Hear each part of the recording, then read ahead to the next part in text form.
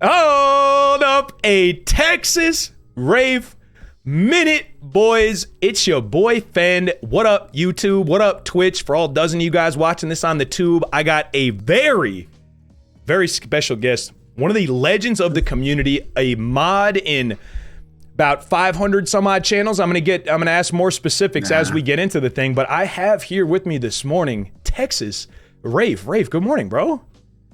Good morning. How's it going? How it's going, brother? How you feeling, man? How's the body feeling? How you wake up this morning? You sore? You feeling good? Where you at? Feeling good. I went to bed early last night. I was just tired. Like, it was just a long weekend. Totally. Do any fooding or drinking?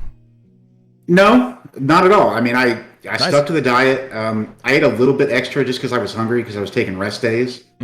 But nothing bad. Nice. But like just with the, like, for some reason, just the holiday and all the drama and BS going on, I let it get to me, and it's not good. So some drama and BS. You had some drama and BS leak into you a little bit there. It did. All right. Well, I want to happen, and I don't know why. I want to talk about that more as we get into the thing, but I think we got to go chronologically here, Rafington. I was saying before the show, we're doing this live on Twitch, of course, twitch.tv/Fendler if you want to be a part of the, and I got Rafe is kicking off a big week of shows for us here also, but I want to start from the beginning. Like I was saying, man, we know Texas Rafe, the mod, okay, the streamer, but we don't know so much Raphael from Texas, okay?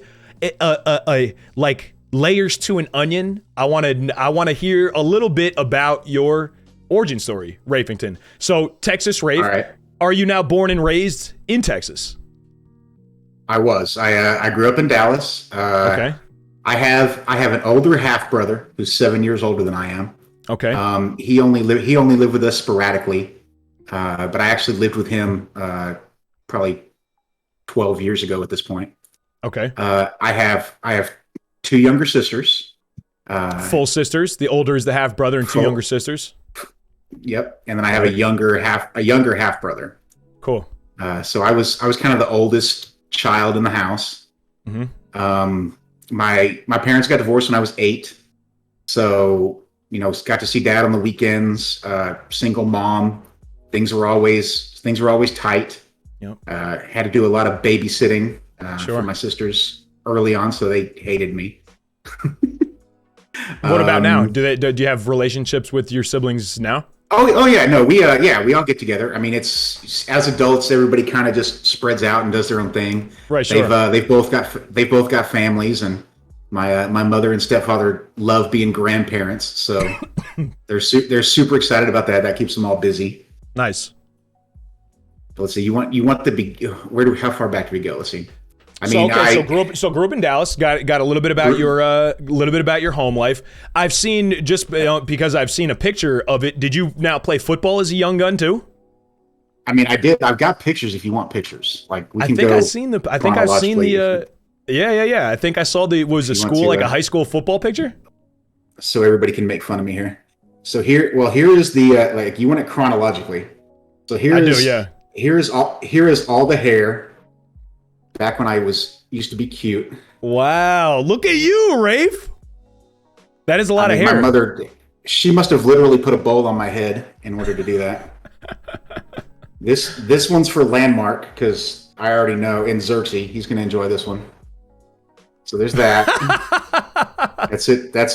Disney World. I'm like 3 or 4 years old. Awesome. Let's see. This was the first grade play. My grandmother made this little outfit. Oh, this is what I was talking about. The Nutcracker Prince. You're still the Nutcracker Prince in my heart. That's going to become my nickname now, isn't it? Shit. Did Rafe become the Nutcracker just now? The Nutcracker Prince? Here's me with my sisters. We all ate his hair. There was definitely a crimping iron in my house. Totally. This is on key. This is on brand. Haircut. You're on brand for that time period, I think. Heck, look. I wasn't always ugly. Look at that. Look at that good-looking dude right there. You've been handsome is what you meant to say. And then then there was the football years. There was the freshman. This is now high school. Like Fendler. Yeah, buddy. Freshman in high school. This is just like Findler. I was the MVP. Nice, was dude. Only freshman year, but whatever. What positions? What positions did you play? I played center and nose guard. Oh, my man. Yeah. Stayed right in front of the ball. There's the junior high school picture. Just picking up some meat on that. Yeah. Can't smile in a football picture. Nah, it's impossible. And then this was, even though it's for your parents. This was actually high school graduation. So I wasn't always fat. So this is you as a high school senior. Later on.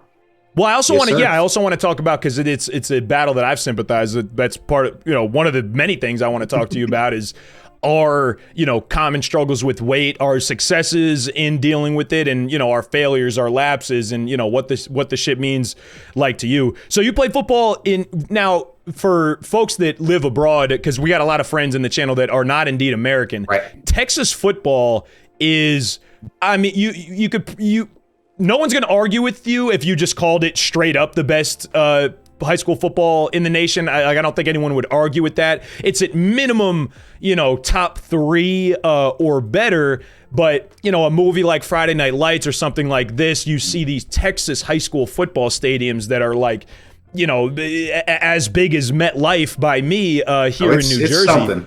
What was your specific high school, like Texas high school football experience like? Was it at a huge school like that? Was it a little more moderate? Were you guys good?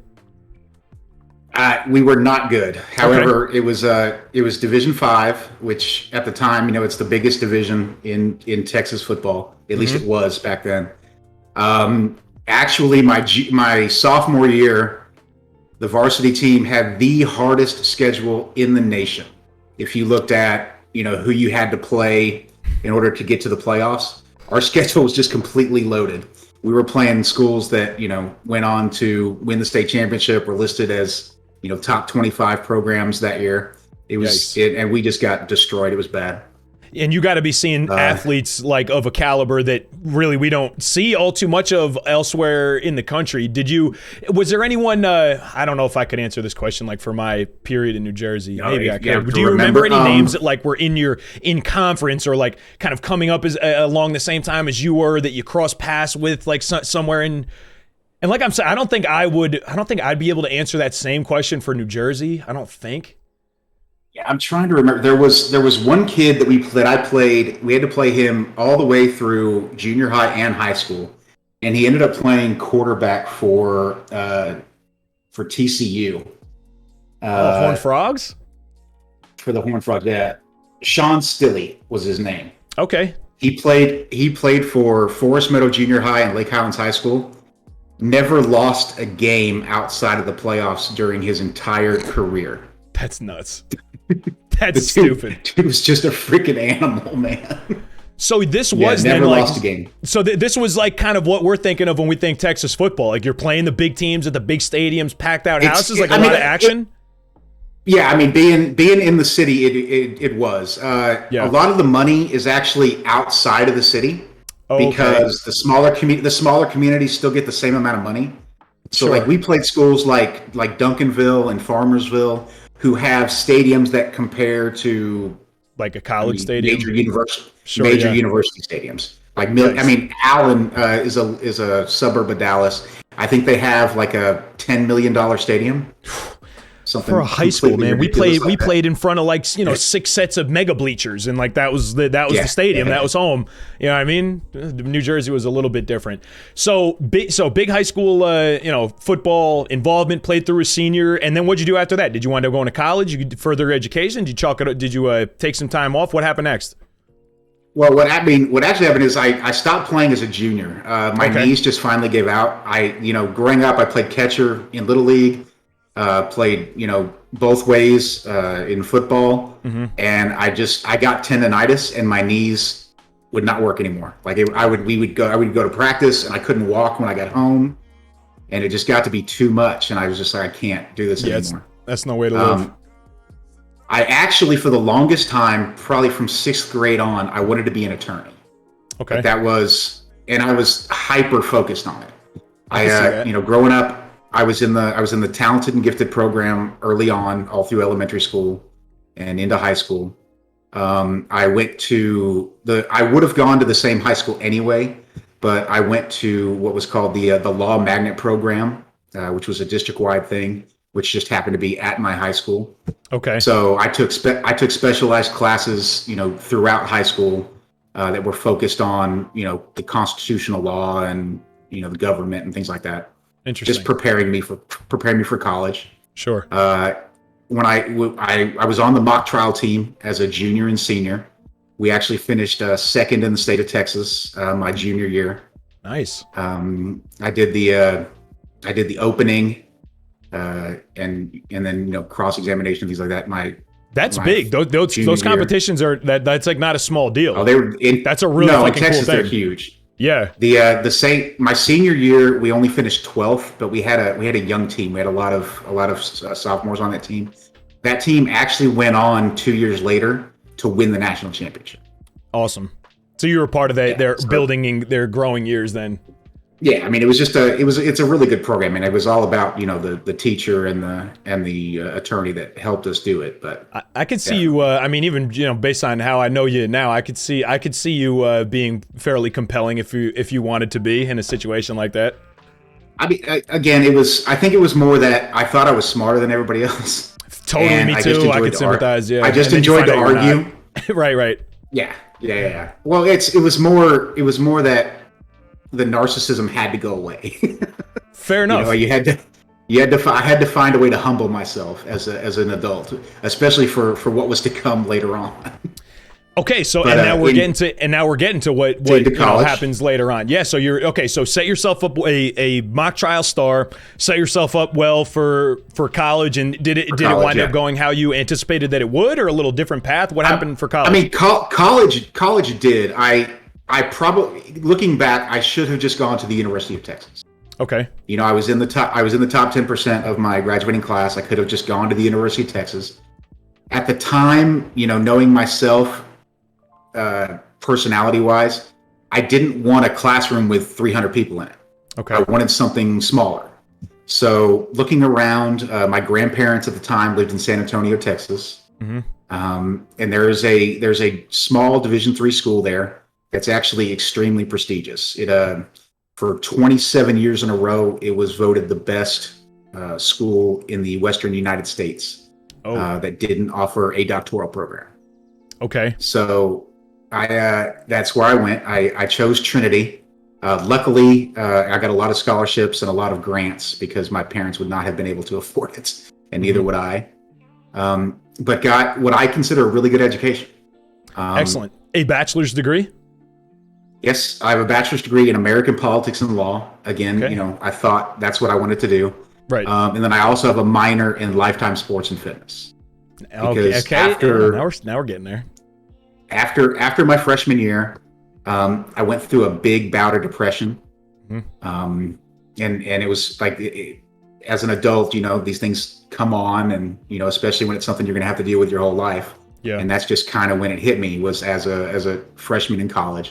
Was that your first bout, like that you remember kind of going through that type of feeling in your life? Or because for me, it was similar. Yeah, right. And then right around, like, you remember the first one that it's like, oh, wait a minute, this is actually like kind of debilitating. Like, this isn't just like, I can't like talk myself out of this as much anymore. So you experienced this for the first time as a freshman, you said. I did. And it was, it was because I had stopped playing football, and I was in a place where I probably didn't really fit in. It was a lot of elite kids, a lot of kids that come from money. Mm-hmm. I didn't have any money. People could go out and party and do those kind of things. Right. I'm almost anti-social to the point of, whether it's just shyness or whatever, I really kind of just stick to myself. Sure. But so, yeah, it really hit me being away from home, all that kind of stuff. So when I put on a bunch of weight. I went from like 265 playing football to 320 pounds by the end of my freshman year. Mm-hmm. And so when I got home that summer, it was just like, I don't like this. I don't want to be this way anymore. What can I do? Yeah. So my father had a longtime girlfriend at the time. She said, okay, let's go. She took me. We went to the local gym right down the street, signed me up for a membership, and just started working out. And being a football player, I had lifted weights before, right? But never to the point where you would think of like they lift now. Like Sure. that wasn't what they did. That wasn't what happened 30 years ago. It was, okay, let's pick up this bench and just see how much you can do a couple times. Right. They didn't show you how to properly do everything. There wasn't a good. There was no programming here. It was like, can you lift this weight? Yes or no? Let's find out. And if not today, then we'll try it again tomorrow. Oh yeah, I mean, in football practice was, let's line up and do the Oklahoma drill. Right. You and another guy and a running back and a linebacker just smashing into each other. So now as a freshman then, is this kind of where your battle with, I guess mine started a little earlier. I think I would consider my weight struggles personally started maybe really even in middle school, because even seeing your pictures as a young guy, you see the pictures. I mean, right, but I'm saying for me, I was overweight come middle school, and for you, it seems like even into high school, you were strong and fit, and maybe this adventure didn't start until later, or unfair to say? Well, no, it's not. It's not that it's unfair to say. I would agree with you. Mm-hmm. Looking back at these pictures, I would not say that I was fat until college. Sure. However, I was made fun of and bullied my entire life, all through elementary school, all through junior high, all through high school. Because I'm a little different personality-wise, I see the world a little bit differently, but also because I was just always bigger than the other kids. Mm-hmm. They say, they in the fitness industry, they say there's no such thing as big boned. Well, I'm big bones. Right. Just a larger human on average than a lot of your peers were at the time. Absolutely. And so it was, I got bullied a lot, and it definitely affected me and, molded me into the person that I was, and in the person that I became and am trying to become. Yeah, it's interesting. So even before it was not justified, but before that, before you even were bigger than the average, you were kind of internalizing some of these ways that people were treating you, and kind of in your formative years as you're figuring out what type of person you're going to be. I mean, that can be a weight. So then your freshman year, you didn't like it. You put on, put on the poundage, got back though, had the family resource to take you to the gym down the street. Is that where the training, programming, and then what would become your minor in sports and fitness started? Were you successful right away, or I know since then you've ridden waves and whatnot, but were you successful off the bat? I was. I lost 80 pounds that summer with no problem. Just going to the gym, lifting. I worked. I was able to afford a couple private training sessions with a trainer at the gym who I thought would be extremely knowledgeable, and he showed me how to do a lot of stuff. Mm-hmm. We came up with a program together. Now looking back on it, what I know now, there's things I would have changed. Sure. I mean, he told me never, I didn't need to do pull-ups because I could do pull-downs, and it was that was just terrible advice. Yeah. But it was, and so the success started, and then that's when I decided I was going to start taking a couple of weight training classes and swimming classes at college. Mm-hmm. And that turned into, man, this is fun. I can do this, the whole minor in this, because you had to have, elective classes. Right. So started taking nutrition, started taking exercise science, anatomy, all that kind of stuff, all the kind of typical stuff you would take in order to move on to a graduate program. Sure. In exercise physiology. And then, the weightlifting just kept going. I would get up at, whether it was 6 o'clock in the morning or 8 o'clock in the morning, depending on my schedule, and I would go work out. It was always, there was always the rewarding part of going from someone that was heavy, that was overweight, and the same people seeing you every day. I remember there was always there was always a girl that would go and would be on the treadmill at the same time. Mm-hmm. And she would just be on the treadmill for hours. Mm-hmm. And at one point she just turned to me and goes, "Dude, you're just killing it." It's awesome. It's awesome to feel recognized like that. People paying attention to you in the same ways, for sure. So you're successful that summer. And what did the journey look like for you for the rest of college then until you graduated? Did you stay on the straight and narrow? Were you still, battling with the depression and the things that brings into your life too? What was the battle like for the rest of your collegiate years? Yeah, I mean, the depression and isolation never went away. Yeah. I was always kind of shy. I spent most of the time in my room or on the internet when I wasn't in class. And money had to do with that too. Again, I told you I was just a student. There was no expense money, anything like that. But at the time, I went from the 320 to my smallest was 179 pounds with a 29-inch waist. When which was for my that? build was in college? My junior year in college. And that was entirely too small for my frame. I took it, dude. Okay, so way so too far. So after your freshman year, you're like 320, and then by you said the end of your junior year, you're a $180. It wasn't even the end. It wasn't even the end. It was like the beginning of my junior year. I was okay. So this is then overdoing it. Then they say anything can 100%. turn into an addiction, right? Anything can take the place of food, or if the vice is drink or narcotics for other people. And you could turn anything into an addiction. Yeah, and that's what I've done my whole life. Yeah, maybe sure. So maybe better off than being 320 potentially. But now, okay, so you're 180 as a junior, and where are you at now with your mental health? Do you feel good, or has the journey not been worth it? What then now where are you at? I felt good, but I knew there were still issues. Like I said, that was when I recognized the narcissism, and that it was affecting relationships in myself, and that it was affecting relationships, with my family. Was it because the narcissism was taking a different form now that I would hope maybe that you were feeling a little more self-confident and maybe even outwardly attractive, and then the narcissism was able to kind of latch onto that, and you were able to notice it about yourself then? Oh yeah, 100%, because all of a sudden you're getting this attention that you were never getting before. At least not outwardly. I mean, I was always the guy who had the hottest friends. Sure. All my friends, in high school were female. They were all super hot, but I was just, you guess you'd call it a gentleman, a wimp. I was I never made a move. I didn't go to parties. I wasn't trying to get, as much as I would have liked to get laid, I wasn't trying to get laid. Sure. And so it never happened. But now, I'm in college and, starting to look and feel good. Like I said, 180 was way too small for me, but by the middle of my junior year, I was up to 195 and 6% body fat, and that was extremely strong, but also extremely healthy. Yeah. Right. How old are you? Yeah, I was good.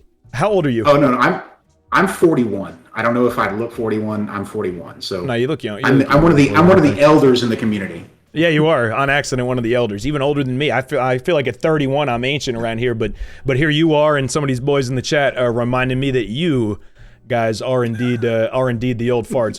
So this was at post 40 now. So what are we talking? 20 years ago ish. 2000s that Rafe is learning about himself and exploring some degrees of narcissism that are at the forefront now that you're living in this new body that you hadn't lived in before, and feeling confident about yourself and feeling new things and experiencing new things. What did you do when that became apparent to you, when the narcissism became a problem to you? What was the reaction to that? I mean, again, it was more the depression just struck again after I graduated high school or after I graduated college. Okay. You're going, there's that transition out into the real world. Yep. Where I'd always been kind of protected, always been in a bubble, only had to worry about and focus on myself. Sure. And so get out into the real world. And, the first thing was recognizing that being an attorney was not what I wanted to do. Okay. Kind of got involved in that process, worked for a lawyer, started seeing what it would be like. Yeah. And how our the legal process is. And it just wasn't something that you wanted to be a part of in my life. Yeah, I can understand that. Yeah.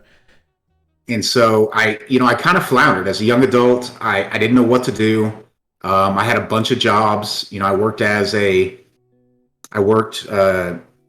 teleconference person for State Farm when Katrina happened.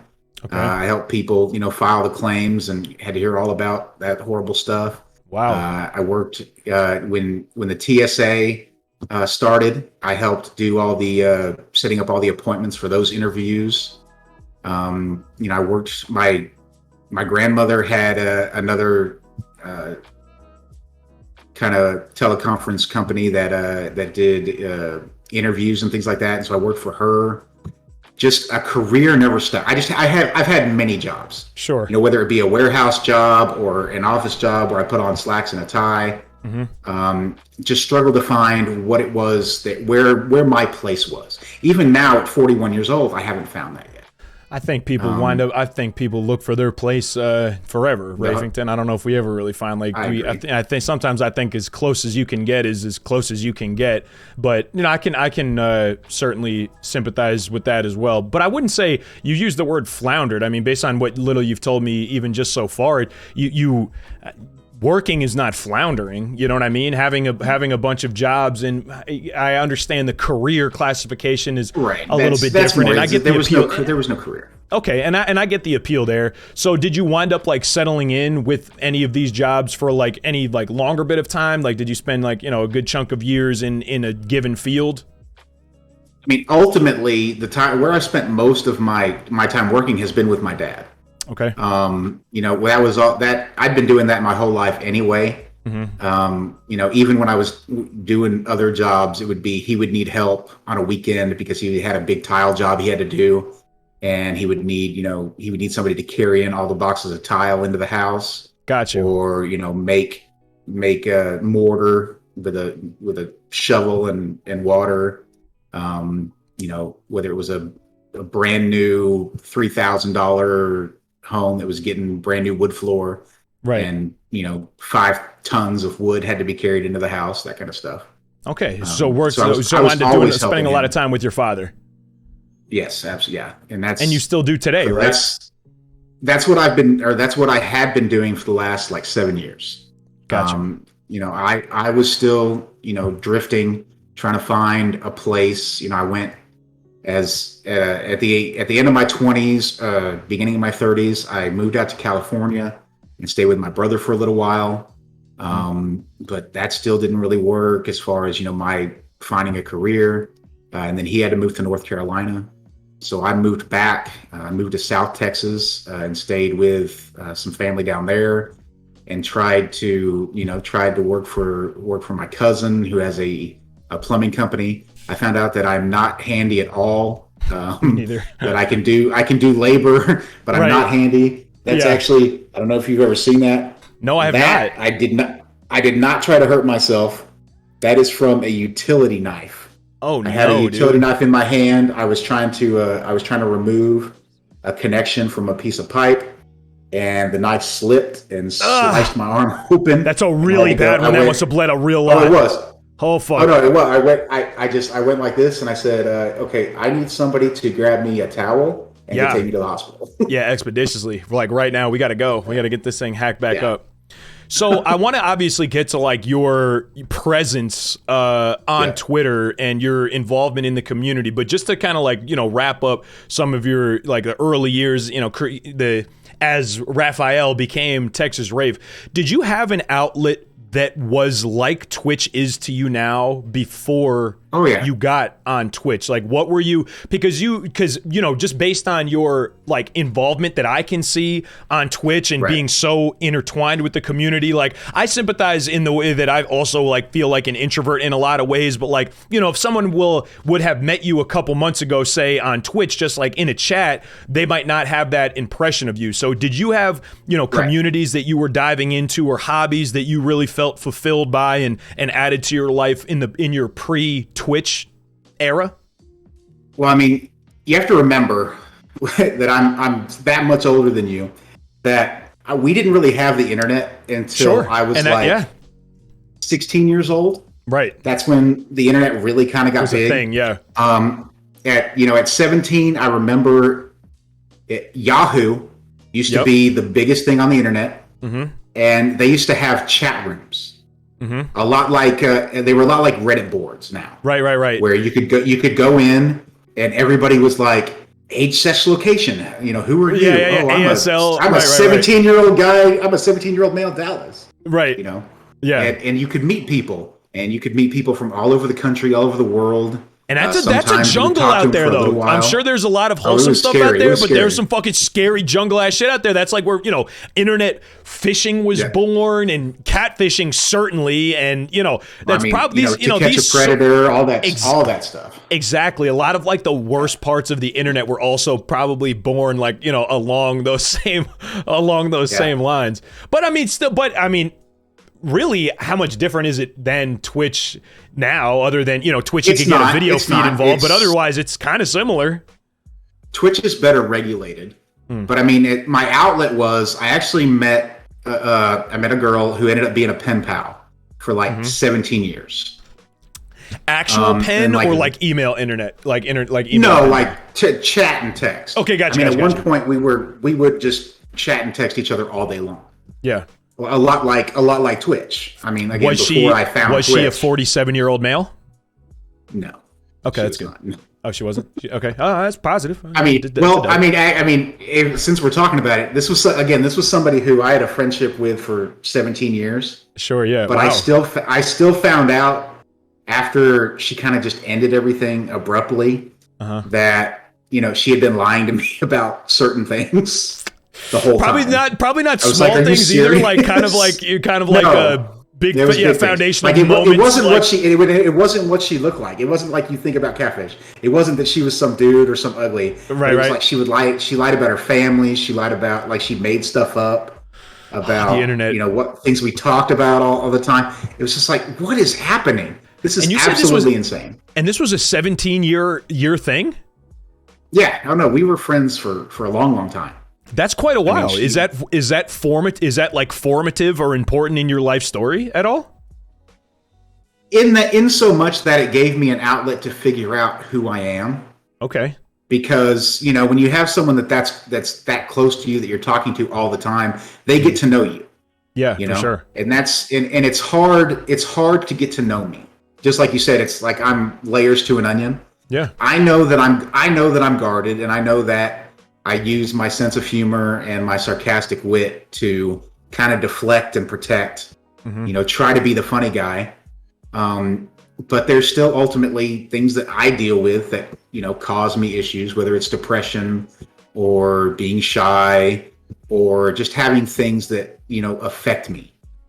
And like as I've gotten to know you and, become your friend over the, year, I mean, it feels like it's been longer, but really just over a few months.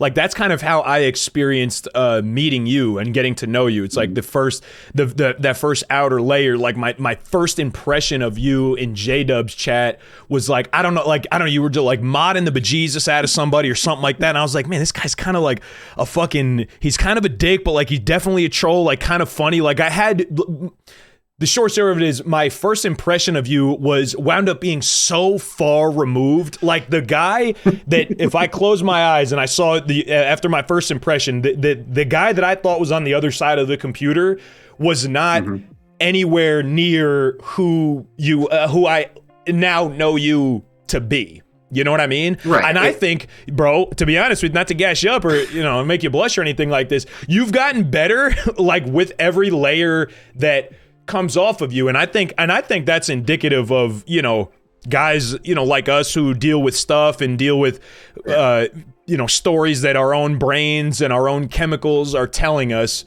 I think hopefully you take my word for it, but it can be nice sometimes to be reminded that like I think the most foundational and core version of Rafe is the best one from what I've seen. Do you feel more comfortable taking Rafe as you actually are out for a walk now than you were before? Or do you still kind of, have on days and off days and, maybe a little more or less like yourself, sometimes?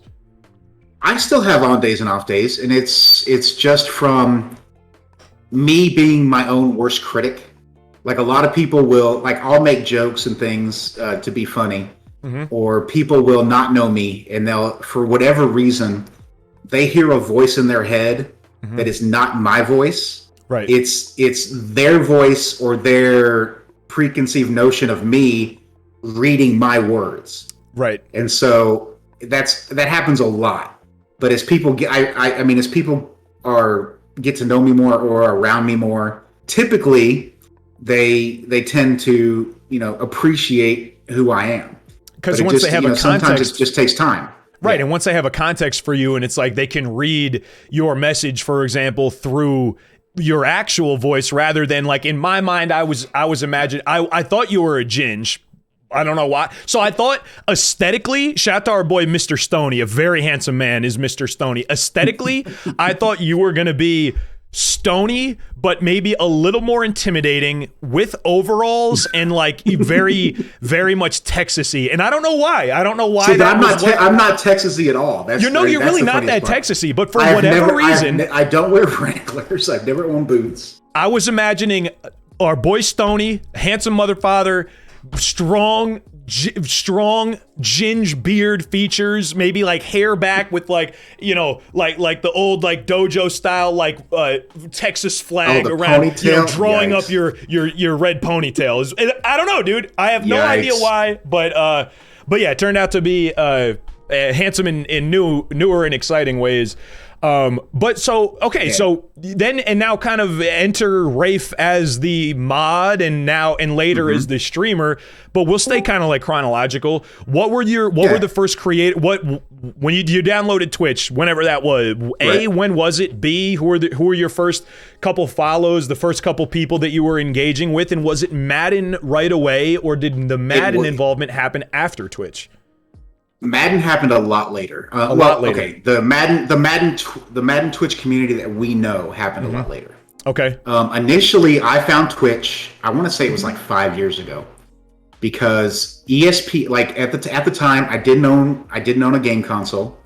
Didn't play video games. I mean, it wasn't that I didn't want to. It was a waste of money and a waste of time that I just didn't have. Yeah. I had to spend it on other stuff. But I was really involved in sports. I was always like, ESPN was on constantly.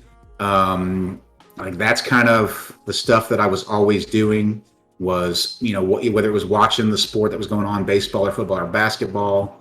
It's what I was always talking about. I wanted to be knowledgeable, to have conversations with people, that kind of stuff. So ESPN used to show highlights of the Madden tournaments.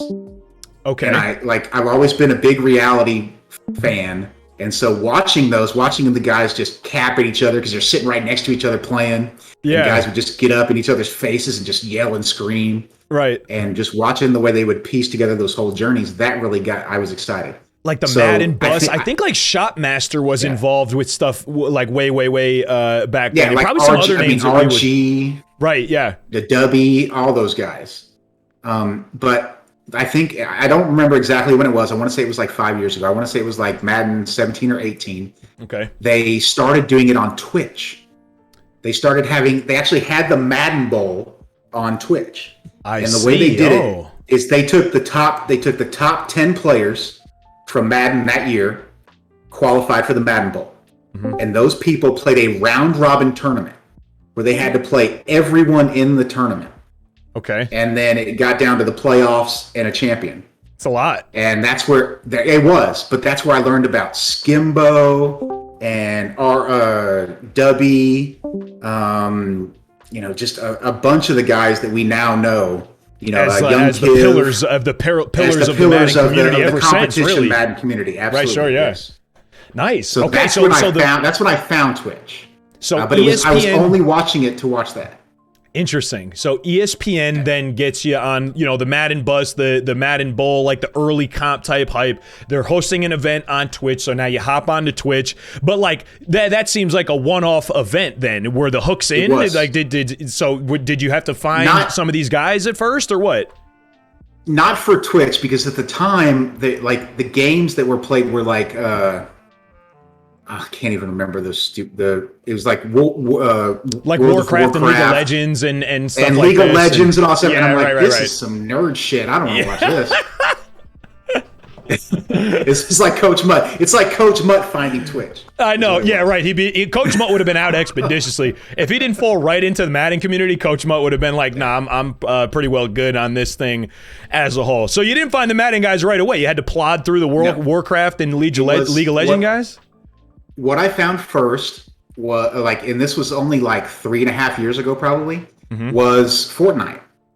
Okay. I started like it was like what the hell is Fortnite? Why is this all in the news? Why are kids playing this game for 36 hours and not getting up and going to the bathroom and drinking 17 energy drinks? Right. What's going on here? What's happening? Right. So I downloaded Twitch, and it worked both through my phone and I could get it on the big screen. Yeah. Because I didn't have a PC at the time. All I had was I think I had an iPad maybe and my phone. But so I ended up just searching around. I found guys, Ninja, of course, who I wasn't a huge fan of. Dr. Lupo, Fear himself, and then the biggest streamer that I found that I spent the most time watching was actually Gubba TV. Gubba TV? I don't know if I've heard of that. Yes, she still streams today. She started in Fortnite, like day one. Like she went to whatever the company that makes Fortnite is. Like day one, they had her. Epic, I think, something like this. Yeah, but she's a variety streamer, and she does like singing and silly stuff, and she's got graphics, and I don't know. I think I thought she was cute, and I was like, oh, I'll watch her, whatever. Nah, we're getting the real story. That's what I'm talking about. He was the first streamer. No, because she wears like turtlenecks and shit. It's not. Nice. Nothing sexy. More wholesome. That's better. That's better. It's very wholesome. Yeah, it's very wholesome. But so I'm watching her, and I wanted to say I was in there every stream, trying to be active for like 6 months. Okay. And I was a known member of the community or whatever. At the time I had money, so I felt like a responsibility to like donate, and I had to make sure I subbed, and like she would do like actually when I think about all the ways to make money on Twitch, I revert back to her because her stream is just a cash machine, and she's been doing it since the beginning. Because like people would pay $25 for her to sing a song. Wow. People would pay like $50 to get like a picture of a calendar thing that she would have somebody do for her. Oh, you guys are so fucked. It's gonna be $30 for a happy birthday from now on. Seriously, all kinds of crazy shit. Like she was making like $5,000 a day. I'm like, nuts. What is happening here? Right. But over time with anything, when you're dealing with someone who you feel like isn't necessarily being authentic and is doing something as a business, I started to see behind the curtain and go, this doesn't feel genuine to me. Totally. And so I started moving away from her and finding other smaller streamers that were also playing Fortnite. I got kind of involved in the Fear himself community, who was a Halo player who was actually Ninja's partner. Coming up, but he's a smaller streamer. His community is like 100. He's a partner, but his community he only gets like 100 views. Really cool guy. And I was making friends in those smaller communities, but that's when I started. I think Madden just came out. I don't remember if it was another Madden Bowl season, or just like the next installment, maybe, or like that year's game release, something like this. Yeah. Something like that brought me into Madden, looking for a place, looking for games that I would actually want to watch above Fortnite. Because even I still never learned how to play Fortnite. I'm terrible. Right. I'm terrible. I'll watch it every once in a while. Like if like one of the big guys is playing it, like a tournament or something, I'll pop it on. It's fun fascinating. To watch. Right. I think but I don't feel like anybody could pick. I feel the same way about Warzone. It's like I feel like now the competition's at a point where like you can't pick it up now. Like if you haven't been playing for a couple years, like you might not get any dubs out there. Yeah. But so, all right, so the new Madden year, go on. Yeah, so I started just browsing through the Madden community, and the first couple streams that I found were J-Dub. Okay, I was hoping that was going to be part of the origin story. So J-Dub was among the first Madden streams that you got involved with. It was, and I mean, I have a founder's badge in Jay's chat. I was one of the first legendary. 25. Yeah, it's awesome. And that's so. I mean, Jay had 25 viewers when I first started watching him. Wow, no kidding. And the same with Swain. I mean, Swain had already been streaming for a year or two, and actually had at the time Swain had the established community because he would have 50 or 60 people watching him always. Interesting. But the first time I ever saw Swain stream, yeah, absolutely. First time I ever saw a stream, he was playing music off his phone into the mic. I was like, into the mic. I was like, this is love it. trash. I am not watching this. Like, this is complete trash. That's why I didn't meet you until I got on PC, bro. You had no time for console fan. You were like, I'm sorry, that's an iPhone mic? Console fan? No shot. We wouldn't meet you around, console fan. No. You need some bells and whistles, whatever. But you wind up being boys with Swain, so clearly he got his music thing fixed up a little bit for you. He did. He got it. Yeah, he got it. He got his PC just like you got yours, and that's right. The rest is history. That's awesome. So Jay, Swain Games. Do you remember where your first mod sword came from? I want to say it was. I think it was Swain. It was Swain or Jay. It was one of those. I mean, because Jay, Bad Xerxes, and I became fast friends. Cool. Along with you, this is a name from the past. Along with Feardon. I don't know if you know who Feardon is. Yeah, I think he's got me blocked on Twitter, but I'm pretty sure. I'm sure. Yeah, he likes getting in fights with people. Yeah, but we all four of us became fast friends, and we're like, dude, maybe we should do something with this. Yeah. And so we started coming up with all these ideas because Xerxes was at the time running like 2 businesses, and Jay was coming from the production thing and was starting to gain traction. And I was like, well, I've got a PC. I mean, maybe I can stream or whatever. So we all started working together, and that's where OGN Network came from. It actually came out of Jay's old Discord. His old Discord was called Oddball Gaming. And so as we're sitting there trying to find a name for the group, like Jay used to call himself the Madden OG. Yeah. And so I was like, dude, let's just call this the OG Network. OG Network, and it's genius, bro. We created emotes and stuff. Like I had one, and Jay had one, and Xerxes had one, and it was the same emote but different colors and a little variation. Like Jay's had the trees and coffee, and was brown and green. The one he has now. Yep. Mine was red, blue, and white for the Texas flag, and Xerxes was Miami colors and had the little Jordans. Like I don't think that people know. He thought he was bad. I don't think like the recent community members know. I mean, I knew that. I knew you. I didn't know that Bad Xerxes was in the same, in the same conversation. I don't think people give enough credit there. That Rafington is literally a founding father of OGN, which now you fast forward to where we're at now. You take a look at the Madden Live schedule versus the OGN roster, and there is a pretty significant overlap. So, I mean, I think you could legitimately claim you got a founder's badge on OGN, which, became, as it stands right now, the most successful Madden stream team of all time in short Madden Twitch. And I mean, to a point, but like, I think Xerxes does the same thing. Is we give credit to Jay because at the time after we did all this, Jay was working behind the scenes to bring in guys like Kep and Buffalo K. And AZ Rhino to bring in these guys, and it wasn't that we didn't trust the process. I was going through another bout of my depression. Didn't think I could be comfortable on camera. Didn't feel like I could just talk the way you have to talk in order to be a streamer. Xerx was busy working with his other companies, so we said, Jay, you take this. And that's what really, when he really started kicking off, when he brought in Kep and brought in K, and those, the check marks legitimized what he was doing. Sure. And then the thing that built Jay was that Madden Live had to start raiding him because they used to raid random people.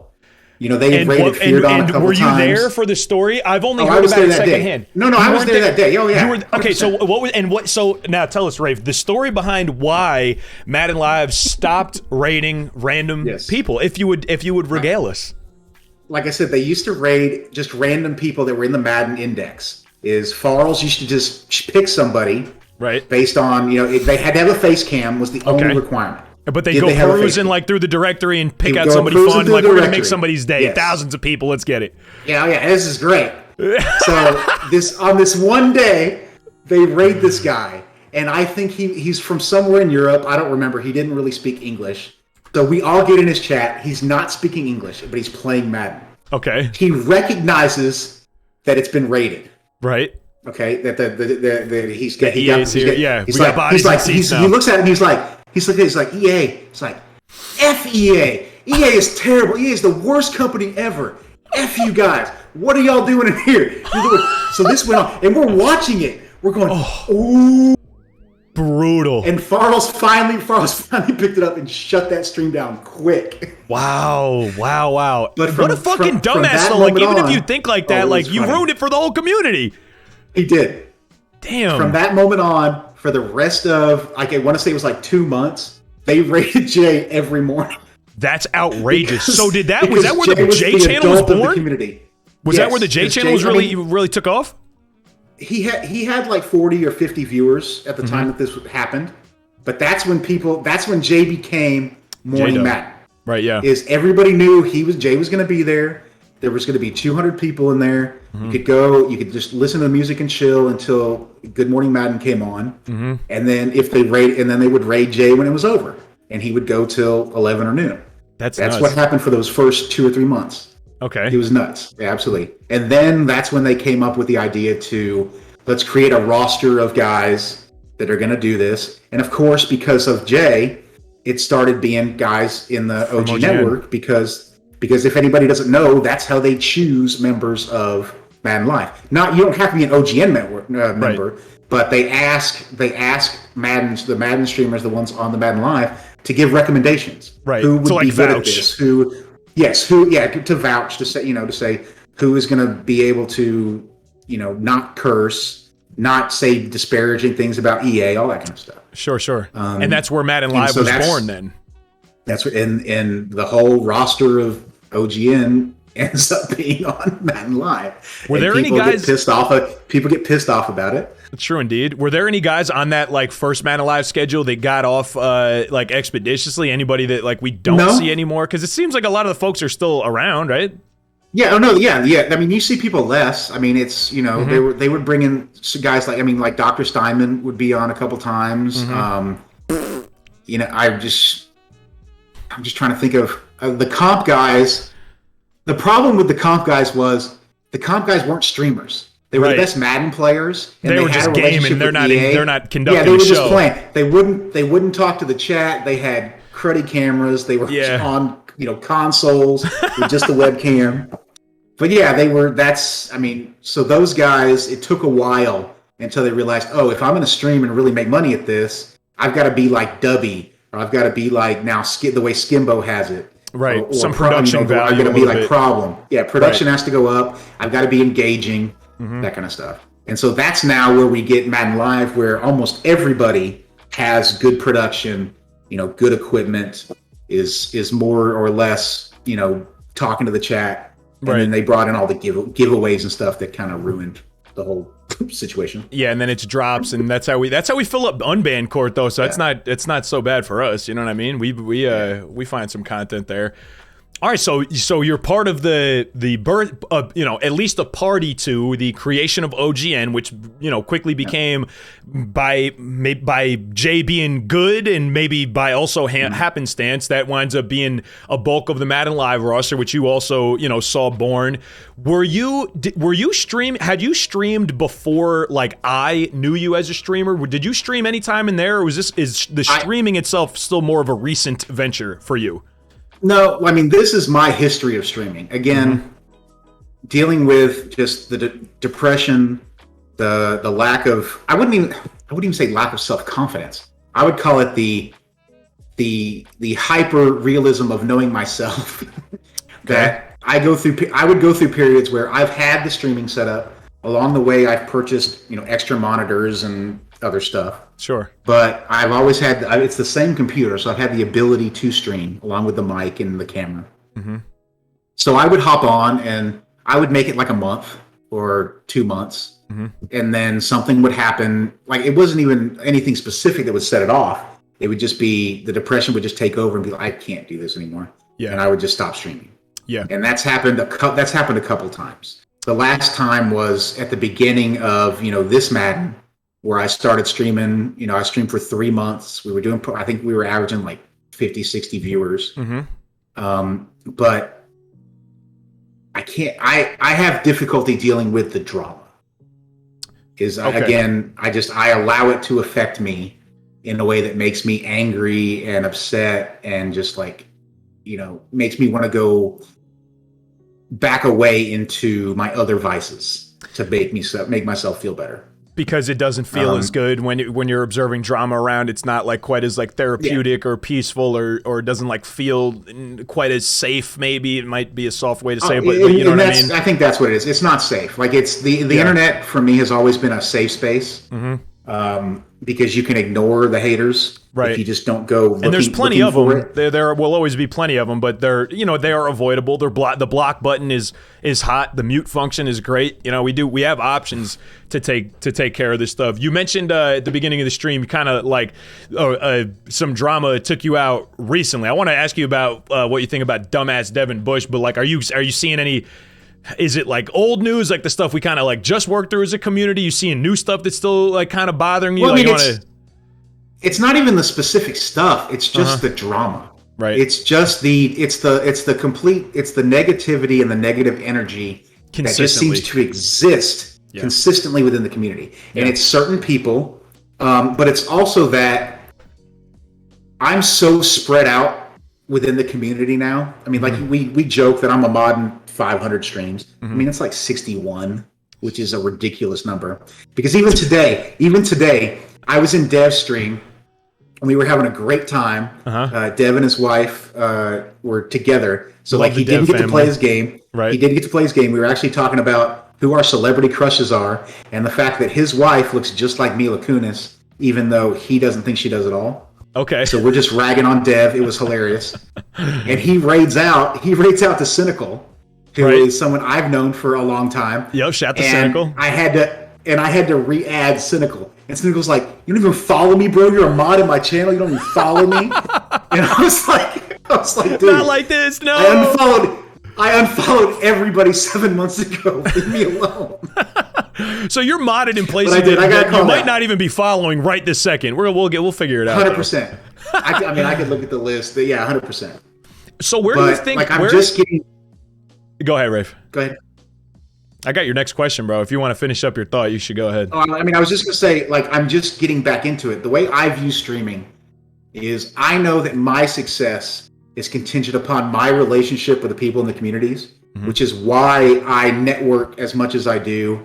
And while I'm not someone that can donate money, I'm someone that can donate time. Sure. So I can watch channels, especially ones that I'm really connected with. I'll be a mod. If I've got your channel up and I just happen to see something stupid, I make that person disappear. Right. Simply because you can't be an idiot on the internet. Right. Like if the thing that I take the most pride in is that the channels that I'm a part of don't have issues with trolls. Yeah.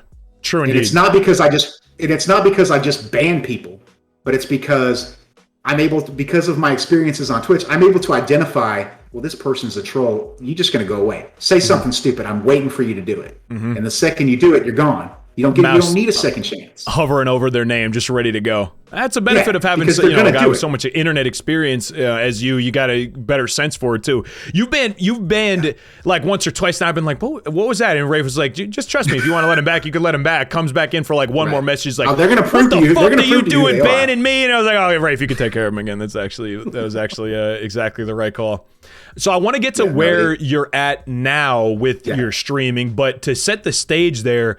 Where do you feel like you're, I had a lapse in my own mental health recently, and you could talk as much or as little about it as you want, but in setting the stage for like what you're doing on stream now, which I definitely, want to bring to the front of the congregation because I think it's notable and I think it's remarkable, and not to gas you up, but you're the star of the hour at least. I was... I'm so impressed, dude. My respect for you has risen from already a very high level, and so I want to get to that. But to like set up like where your mind, where your brain is at right now, do you feel like you have any better or worse potentially of a grip on your mental health? Do you feel like you're able to navigate kind of the ebbs and flows a little better? Do you, I'm younger than you at 31, but you would always like to think, I'm getting a little better at it. I'm kind of figuring it out. My stuff is, it's not as bad. But for me, that doesn't seem to be the case just yet in practice. So I'm curious, your own self-reflection of where your mental health is at, because I mean, and I'll tie it into what you're doing now and how remarkable it is. But that one of the reasons that I admire it so much is because I can sympathize with the constant struggle with being happy, with just remaining happy and being self-confident in the way that I look at myself and the way that I feel about myself and the things that I tell myself. And, being that one of the things I've learned about you as a dude is that you and I connect in that way, and I could sympathize with you, and everyone's stuff looks a little different, but that at least, I can, even if I can't sympathize, that I could empathize. It makes it that much more notable to me. But is this streaming, is particularly in the fitness category as of late, is that indicative of an improved place in your mental health? Are you putting yourself to the challenge because you know that it's tough and it's uncomfortable? Where is your head at now? Sure. I mean, it's really a combination of all of that. If I'm anything, it's that I'm self-aware. Mm-hmm. I realize that you're bald. Self-aware, but you're also very tough critic on yourself. You might be self-aware, but you're also super fucking dramatic sometimes. But go on, sorry, this is your show. But what I mean is that I recognize that, the reason I'm heavy is because I've been using vices in order to regulate my mood. Yeah. And to deal, it's complete self-medication, mm-hmm. whether it's food or whether it's out. Like, I didn't even drink regularly until I moved back in with my dad 7 years ago. Okay. Like, had never been a regular drinker. I would drink as like an 2 or 3 adult, times like early 30s. As an adult. An adult. Yeah. Sure. So, just started with just drinking wine. And, I found that, I'm a happy drunk. It makes me outgoing. It kind of knocks that wall down. Right. So for a long time, that's what I was doing. And even when I was streaming, the stuff that got me through that period was I was drinking bourbon. Yeah. So all the negativity and self-reflection and hypercritical stuff would go away. And it didn't matter that chat was trolling me and telling me I was bald and I look like a Ninja Turtle and, all that kind of stuff. Or calling me, a big redheaded ginger with a ponytail. Right. So I mean, that's how I got through that stuff. Yeah. Well, I'm at the point now where I've been trying to eliminate vices because I'm not happy. And, at 41, I don't have a career. I don't have a partner, which that is actually not, I don't even consider that being important for the fact of I have so much work to do on myself that Sure. I wouldn't make a very good partner. Understood. Yeah. And then I've said it before is that, based on my genetics and based on, my struggles as an adult, it wouldn't be responsible for me to have children. Like that would just be a giant mess. But so, I'm at that point where I've run out of vices. I can't be fat anymore. If I continue to be fat, I'm eventually gonna have the health problems and physical problems that come along with that. Luckily, right. I don't yet. Sure. I can't continue to drink alcohol. 1, because it's expensive. Mm-hmm. 2, because it's actually happened a couple times where drinking wine, I've blacked out and I've ended up going from Swain's stream, somehow being in Discord, doing talking about a Madden game with him, ending up in Roy McCracken's stream playing Jackbox and actually beating people, moving on to Westman's stream and saying God knows what in there, and then moving on to Queen Jess's stream at 3 a.m. in the middle of the night. Oh, with me I bet and Lauren. You could not be trusted at 3 a.m. in Jess's stream. No, I was blacked out. No, you Yeah. don't understand, Fender. I was blacked out drunk. 1, I don't know how I operated Discord with push to talk, or how I got in all these different Discords, or how I won Jackbox. Any of it. But so like alcohol had to go. Yeah, and it had never happened before, but it was like, I can't do this anymore. When I'm going through all these VODs to know where I was and then apologizing to all these different people. To like relevant people, like how bad was it really? It seems like it was pretty bad. And I wasn't. They thought I was hilarious. I'm sure, right. Apparently Blacked Out Rafe is the best version of myself and the funniest version of myself. I disagree, but fair. I got you. So eliminating vices then kind of Yes. So so you haven't been drinking as of late, right? I have not. I stopped drinking because I started using the Delta 8. Okay. Because Delta 8's legal in Texas. I've never been someone who could smoke because it's illegal here, but I've heard so much that it could help. Sure. So I wanted to try it. So I bought a bunch of it, got it on sale, started using it regularly, and found that for those who don't know, Delta 8, in the shortest story, a legal variant, should you say, of cannabis, missing some important things, THC, but it is indeed legal and will function in a lot of the same ways, correct? And if you take it as a gummy or as an edible, it's processed in your liver, produces the same metabolites, so it's exactly the same. Got it. Understood. And this has been helpful for you. In the beginning, it was like I wanted to try it. I wanted to, what it helped me do was to quit drinking. Okay. Essentially. A good first step. But anything can become a vice. Anything can become an addiction. Yeah. Well, I mean, not even an addiction. Just over the course of a month to 6 weeks, I started noticing that my depression was getting worse. I was starting to have suicidal thoughts to the point of I was like, well, this is how I'm going to do it because what am I even doing? Like, why am I here? Yeah, like, once you get that far, we're struggling with money. We're struggling with, I'm struggling with weight. What do I really have to live for?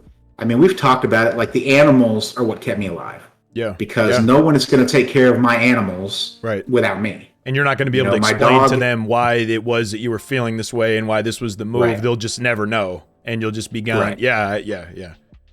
As much as the people that know me know that I complain about my dog, I mean, having her make me take her out and having that responsibility has kept me here. But as I'm sitting at home trying to figure out how to not feel this way, just being, what can I do? Again, COVID hit us hard. Not that we got sick, but that it literally destroyed our income. Yeah. Because people weren't inviting you into their homes anymore to do remodels. People weren't spending money because you were having to hoard toilet paper and live off of, money from the government. Right. So we just completely stopped working. And in that, my father's 68 years old, and he turned into a 68-year-old real quick. Yeah. He went physically from somebody that was like 55 and could, do his job, get down on the floor. We could lay 400 or 500 square feet a day of, brand new wood floor in these giant homes and make, $3,500 in a week and a half. But he physically couldn't do it anymore. Just sitting in front of the computer, watching YouTube and cooking shows, he got old. Yeah. And so he decided he was going to take retirement.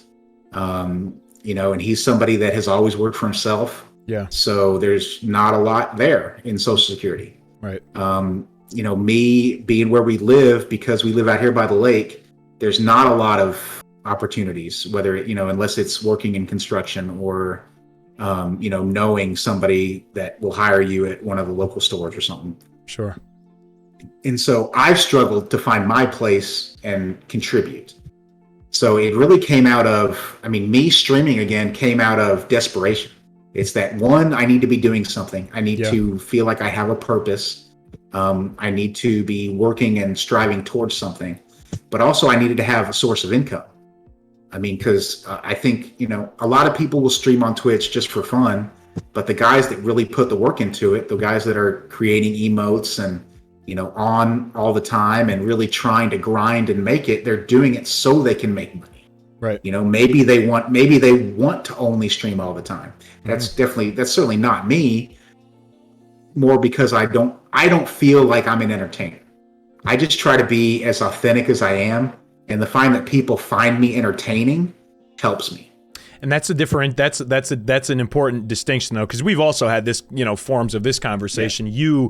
And you use the specific phrase, I don't feel like I'm an entertainer. You can be entertaining without being, a dramatic showman. And hopefully, and I know that, and I know you see there's different strokes for different folks. Like, you might not want to open up the morning in a Fen stream or Dino, shout to Dino, or one of these places with like that it's a lot and just intense and on all the time.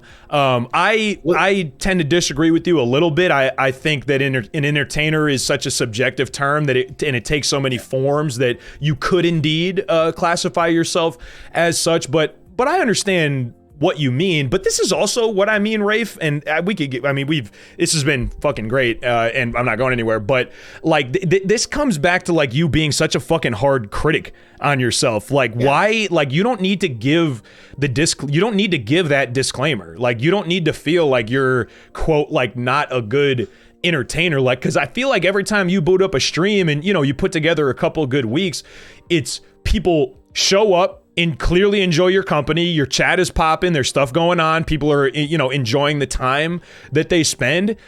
I don't think you need to give yourself this, and I get it, it's all the stories that we tell ourselves, but like when you think about you as a streamer in the what the fuck, who cares about what Fen thinks category, I would just encourage you to maybe, and this is also do as I say, not as I do, because I am the exact same way, but try to not tell yourself that story anymore, bro. You are, you're an entertainer because you are entertaining, because you read the chat, because you're wholesome. You are wholesome because you're wholesome and transparent and genuine, and you have your rough edges and you're comfortable and confident talking about things and doing things that other people aren't comfortable or confident doing. When I was training, I would have, clients of, they could be any size. They could be, I've trained morbidly obese women or, very frail men and body dysmorphia, not to infer that is the case, but no, people's self-image is always so fucked up that like what you're doing now, putting yourself out there, working as hard as you are, because these workouts are not bullshit, A, B, they're fairly well designed, even by my eyes, and you doing what you're doing on camera, no one, like, people don't do that. Like, people in your like shoes in your situation just don't fucking give me the side by side model. I'm telling you, they don't. I've had to no, you're gonna listen to me, Rafe. I've had to talk people out of this idea that like I just feel like everyone's looking at me at the gym, and in the gym's setting, it's like, well, actually nobody's looking at you because everyone's just worried about what they look like, and they're worried about they're pissed off they have to be there, worried about what they look like. They're either trying to check out their own guns or see if their belly looks fat in this shirt, see if their calves are moving anywhere. So nobody's paying attention to you at all. Not the case on Twitch. Opening your home and your gym up to potential strangers or raiders amongst the fitness community, people don't fucking do that like at all. And yet here you are doing just that. Right. I mean, all I was going to say is that, it's that there is a fitness community. There are people that do this every day. Do they look like me? No. Like I think that's the new thing. And it's inviting people to come along on the journey with me. And just being honest about the fact that it's going to be a struggle. And I'm going to work hard, but I'm not going to want to be here every day. And some days you just have to do it if you can. And then some days you're not going to be able to do it. I mean, I took 3 days I took 2 days to just rest and recuperate. Even though I really wanted to get in a workout, my body kind of said no, and I felt guilty about it. It was just something that I wasn't in a place to do that this weekend, to get in front of the camera again and actually do a workout. Sure. And so, I feel like that's something that's unique, and I feel extremely supported. Like, just like you said, there people show up, and I feel like it's because I've made those connections around the community with, the numerous people that, the streams that I am in and go to, and I'm meeting more and more people every day. That's almost the overwhelming thing, is the feeling of all these new people are coming in and meeting me and being supportive, and I want to be supportive to them. But I know in myself, and I feel like it happened yesterday, that I'm getting to the point where I'm overextending myself, trying to be not even necessarily too many places at once, but to be in places where I feel like I need to be, and not always being able to handle it and needed to just having to go, okay, you've got to just back away. Yeah, because otherwise, once you get to that point, and then you take, rather than one step back, it's 3 steps back, and then like for me, nobody's heard from me in a week, or for you, like you stop streaming for the month or something like this. I think that's valuable for people in general, but certainly guys like you or I to maintain the capability to just be like, okay, just let me leave this for a second, so I don't need to bail out on it completely. Because if it becomes if you wait too long and you never take that half a step back, I don't tend to handle it well. So but even this, I mean, you put work in, right? Even this morning is an example, and this happens to us frequently, is like, I'll be perusing a directory or in a place I've never been or something like that. And I go in there, right. And Rafe is A, already there, B, like potentially already modded. Like he's like, oh guys, this guy's following me everywhere. Just this morning, I connected with with some guy, I met some guy on Twitter and seems cool. Initial D, shout to him. He, seems to be putting out some good thoughts and good content and whatnot. And I had lobbed him the follow, saw he was live this morning. As I'm getting stuff geared up, I go in there, and I might have even been before I typed the message. Rafe was in there, networking, saying hello, building connections. This guy is in a just chatting stream at the time. He was about to play, Final Fantasy VIII. So I mean, I can vouch for the fact that you are, certainly.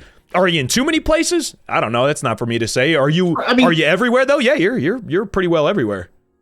Well, like I said, when I make the decision to stream, I almost feel like that's part of the job. If I'm going to do something full time, I would tend to agree with that. Yeah, you can only stream for 3 to 4 hours, good content, but then you can stretch it out more if you need to. I would I think that's like the sweet spot in time. I think like right around 3-4 hours before it's a little bit diminishing returns. I made this point to hold on, my headphones just died. Hold on, Sven. Sorry. This happened to me in the last interview too. All good, Rafington. McTavish in the channel. What's up, McTavish? Coach Mutt, Papa Fausti, Chase spending some time. What's up, guys? The Kid and Jay Higgins. I saw Artem with the tier 2. 1 sec. No, you're good, brother. No, take your time. He can't hear me. Artem tier 2, 9 months total. Artem tier 2, you handsome mother father. Hold up in Artem minute, boys. Issues. All good, Rafington. I got the host from Hosted Radio, Cap Nurk. I think Cap Nurk checked out for the day, but if you're still in here, Cap Nurk, thank you, sir, for gifting one to Chase. Chase is our guy. That's a really great home for it to go to. Can you hear me? Why are you muted? I can indeed. Wait. Rafington, can you hear me now, brother? There you're back. Yeah, I can hear you. Sorry about that. Yeah, you know earphone. Yeah, right. Yeah, earphones. Freaking things died. I was just saying hello to a couple people in the chat. Risky, Imagine. Ace, what's good, bro? Good morning. But yeah, Hosted Radio, thank you for the host. Fair. Dynamic Legend with the follow. Artem, and again, bro, thank you. Tier 2 is crazy. My man Ace with the host there as well. Okay, and I was in the middle of a question and I trailed off, and I feel like it was a good one too. Sorry. I feel like it was hot fire. No, you're good. Well, all I was gonna say is like, us meeting Initial D, like that was really it wasn't my first morning in there, but I've thrown him the alert the last couple of days. Yeah. But he's excellent at Twitter. Like that's what got me. He's great at Twitter. As I'm following more people on Twitter, he's really good at Twitter. He's getting better at streaming too. I've been in a couple times. The first time I ever went in there, and then we're talking about a gentleman, all good stuff too. By the way, I'll shout him out and make sure I say hello. I don't like talking about people when they're not around, but like first time I went in, he was like the stream starting soon screen had a 10-minute timer on it, and then there was like a 5-minute intro video, and I was like right. that's like a lot of time. Like I want to just kind of like hop in and connect with you, but once I did, I was like, oh, this guy's good. Like this guy's got it going on. But you had mentioned that it's like a kind of part of the job, and I think that's absolutely fair to say. That's where you're putting in the legwork to meet people. People will show up for the folks that show up for them. So, but then, to your earlier point, it's also very easy to overextend yourself in that way. And like, you're always in the work, there's always a stream you could be saying hello to, or somebody you could be meeting, or something like this. Do you feel like you're at a spot now where you can better manage, Jay Higgins heard Mandy in the channel? Yeah. Hi, Mandy. Would you like to say hello to Rafington? Oh, kitty. Come here. You got kitties too. He's got kitties too. Come here, Small. Why are you making such a fuss? Hey, say hi. Oh, Mandy, do you see? You could be friends with Bench Kitty if you want. Mandy's also Bench Kitty. There's a bench behind the green screen here, and if she's not sitting with me, she's But okay, how you doing cleaning your paws today? A little bit better. Not that good, huh? Oh, this one's pretty bad. But I mean, it's like I think Big Kep is the biggest example of somebody who spent way too much time being in other people's streams, trying to help people out in DMs on Twitter, on Discord. Just a full investment. Full investment, and he accredits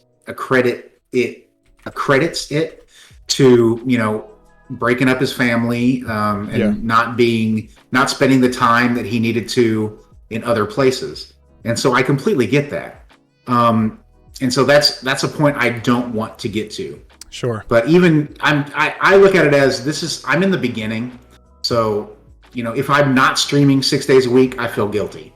If I'm not in those other streams, I feel guilty. But at the same time, I'm also creating emotes and making sure that, the sound works and doesn't show up on the VODs, and finding out, what software I need to be using. Sure.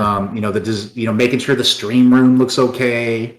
All that kind of stuff that can take your thought processes and just overwhome you.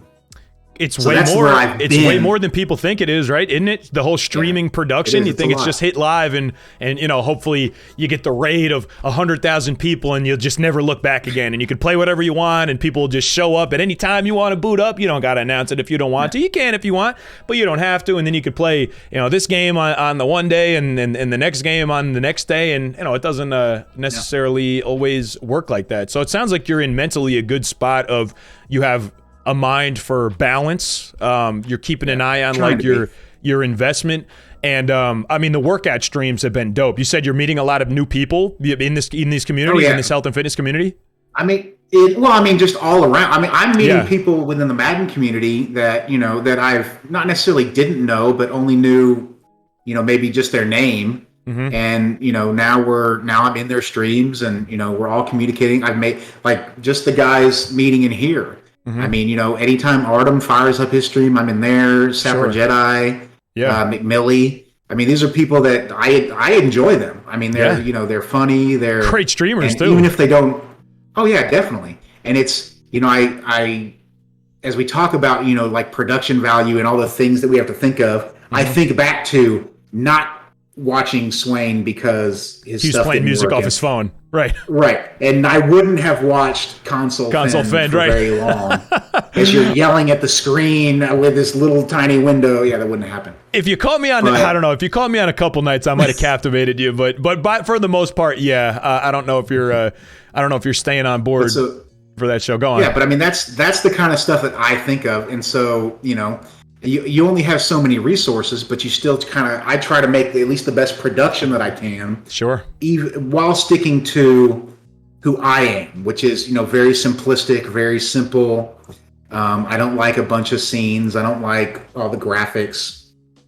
Did you guys see him wave at my stream? Did you guys see him wave at my? No, you did. No, I saw that, Rafe. I'm looking at you literally right in the camera, and I imagine you probably have the stream right up in front of me. He's like, yeah, no, I'm pretty simple. I like to keep it pretty clean. I don't like. I saw your hand, bro. I don't know if it entered all the way into the frame. I talk with my hands. Yeah, and it was this though. You did this. You gestured in front of you, bro. You're looking right at me.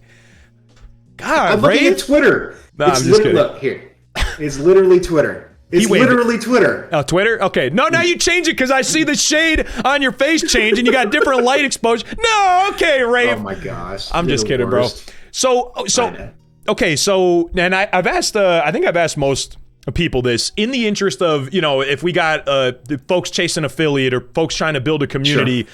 And I think your guidance both as a viewer and as a consumer and as a mod, I said both, but to even triple down now as a streamer is super valuable. Do you have any Rafington guidelines or things to consider? Do you think it can be done as a variety streamer from early? I know we kind of exchanged some thoughts on that initial Twitter post, do you have it? Like, what are your thoughts on somebody who's okay? So how do I do it then, Rafe? Like, give me your best, couple bits of advice. What should be the most important to somebody who wants to cultivate a community and make the networks like you've made? I mean, for me, ultimately, it's before I even started streaming, I networked. People knew who I was. I could go into somebody's stream. Sometimes they throw a sword at me. But people at least knew who I was. So that helps because it helps you get that initial start with, making affiliate, having people that will come and at least watch you and throw a window up. I mean, we're all real good at that. I mean, I'm not saying he's the first person to do it, but Swain has always been really good about that. He'd be like, listen, there's this person who, they're trying to make affiliate. Let's go raid this person. Just throw up their window, give them a follow. Yeah. Let's just help them out. And that's how he got the term BCOT, the best community on Twitch, because it's just been about wanting to help people. Yeah. So that networking is important. Recognizing that the community and the chat make the stream are also important. And I think one of the biggest mistakes streamers make is not having at least one or two really good mods who will regulate that chat and will take the negativity and the trolls and make it to where no one even notices them. Because like if you're not in sometimes the smaller streamers, they just see a viewer, and even if it's and that's sufficient. Like, just your view is enough to like kind of gain you entry into the channel and into the culture, and to your point, the community that you're creating. And that firsthand in your chat, in my chat, in these places that you are modded and have the power to regulate the culture. That just doesn't fly here. So fair to say that you might advise somebody to not, like, a view isn't the end all be all. Like, you want somebody that will actually positively contribute to whatever it is that you are trying to create. Well, the way you have to look at it is, I see these people, I'm not even talking about viewers. I'm just talking about the people that I've come to know, the streams that I'm in. They're my friends. And that's how you have to look at it is, who do you want to be friends with? And there's some people that, you bring them, you allow them into your life. And I say this on Twitter a lot, especially when there's a lot of negativity flying around. Yeah. I realize that sometimes my Twitter reads like a fortune cookie. But I say, when someone shows you who they really are, you have to believe them. Totally. They're not going to change. That is who they are. You have to make the decision as a person. Is this someone I want around me? Do I want their energy? Do I want them influencing the other people that come in and become friends with me or that are in my chat? You have to cultivate your stream to be that group of friends, that ideal group of friends that you would want to create. And actually spend time with and around. Yes, because your stream and your chat is a reflection of who you are as a person. Right. For whether it's for what you're willing to allow, for what it is you're going to show, and all that kind of stuff. And even I push my boundaries sometime because, of course, everybody knows I have this reputation for being, he's the guy that'll show twerk videos on his stream, or he's the guy that follows 17 hot tub streamers, which none of that happens to be true. Not 17 at least, but a handful. There's none. You followed some of those girls that dabbled into the meta, though. Mandy's saying hello. Them. I've pulled their stream up. I mean, have I followed? Sure. Have I ever given them money? No. That's good. That's for the best, I think. What's your favorite? Trying to be involved. What's your favorite one? For like hot tub, like pseudo hot tub streamer, or maybe she was in the hot tub meta and now she's back at it. You're an Amaranth guy, or no? You're an Indie Fox, right? No. I mean, I used to watch Indie Fox, but it was more for the fascination of someone's getting away with this. Yeah, I can't believe this shit. All they're doing is modeling. They're modeling bikinis and changing every 30 minutes. I laughed when you talked about the loading screen. Right. Because if you've ever watched one of her streams, that effing loading screen says changing into a cute outfit for 45 minutes to an hour before she even shows up on the screen. That's actually people nuts. Throwing money at her, not even on the screen. Can you imagine your starting soon screen making money? Yes, please, everybody, give me money. What the fuck? Like, I'm not above it. Y'all give me money. Yeah, Don't right. You can give it to whatever scene you want. Whatever scene makes you comfortable. If you want the one where I'm not talking, you have to have to listen to me. Like this is the best one. I really enjoy this one. This is the best. Funny. So now, what's the? I mean, I think we've gone over it a little bit, but I think I see the direction. You know what I mean? I think I see the plan for, ambitions for, hopes for the future is the plan. Yeah, I know, and we got a new Madden coming out, so I'm sure we're going to be dabbling there. But are you anticipating that the trajectory and the path of your channel to stay through the fitness category? I'm hoping, as somebody who intakes your content, I'm hoping so. I'm hoping I get more of it. But of course, we'll be able to get back into Madden coming up soon too. So like, what are your plans for the immediate future here for you both yourself and the channel? I mean, the health and fitness has to stay because it's the reason that I work out. Yeah. Like if it wasn't for the fact that I started streaming and I made this commitment to the chat and to the people that come in and watch me do it, and to the people that have supported me, knowing what my financial situation is and willing to help me, like that is accountability. Yeah. This is a place I need to be. I need to make sure that I'm getting my workouts in. And again, like I said, I worked out 4 times last week. And I feel guilty that I didn't get in 6. Yeah. But I'm physically trying to build up to that point where I can do that. Yeah. And it has to be the build up. Madden, you can't skip to the end, or that's another way to take ourselves out is doing too much all at once. You know what I mean? So I love that outlook. If you burn yourself out, it'll go away. That's right. Madden's coming back, and the reason I bought the Xbox is I kind of gave into the peer pressure that there's people within the community that know I'm not Buffalo K, but I'm pretty good at making coins or figuring out how to make coins the grinder way.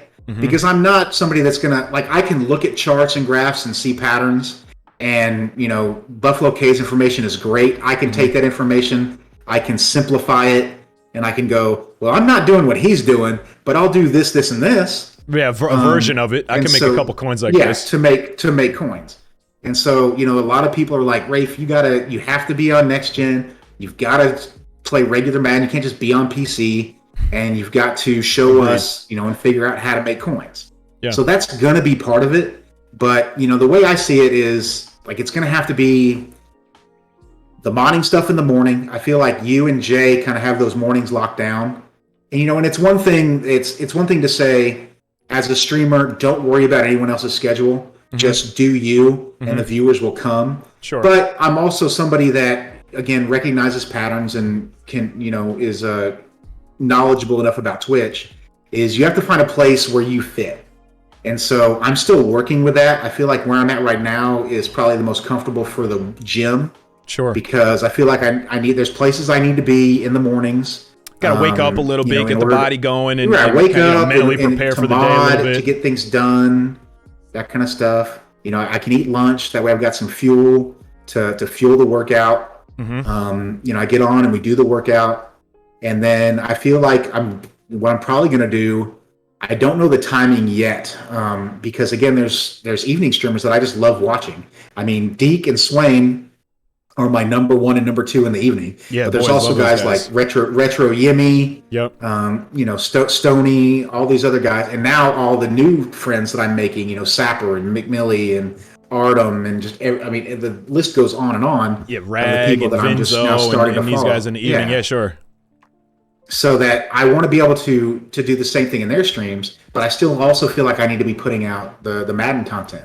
Now, I'm not a video editor. I'm not somebody that has video editing software, wouldn't know how to use it, can barely make, people like, oh, you could make great emotes. Yeah, I use Microsoft Paint, and I take pictures off the internet, and I know a program that'll take the background out. And once you do your first, 3 emotes, you realize, this isn't that bad at all. You could make the shit out of an emo fairly easily with minimal. Yeah. I'm the same way. Yeah, my little Canva thing, and next thing you know, I'm waxing graphical design. So there will be a place for Madden, of course. Going to capitalize on these networks some more, but I want to see, dude, and it's not even just like me either. It's it seems that on your inspiration on actually doing it. I think the conversation with Rowdy Time was great because it got, the community just talking about where we are all at individually with our fitness.